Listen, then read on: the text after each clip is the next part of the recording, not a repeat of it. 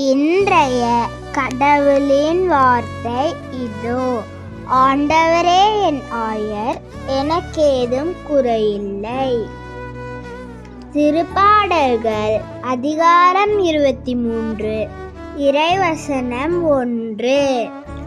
இன்றைய நற்செய்தி இதோ.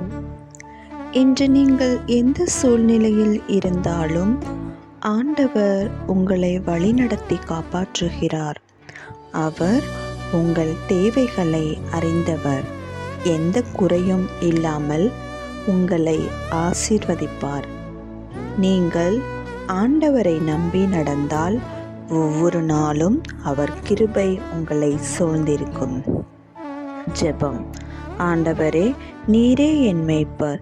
எனக்கு தேவையான அனைத்தையும் அருளுகின்றீர். உன் வழியில் நடக்க எனக்கு அருள் தார வேண்டும் என்று இறைவா உம்மை மன்றாடுகின்றோம்.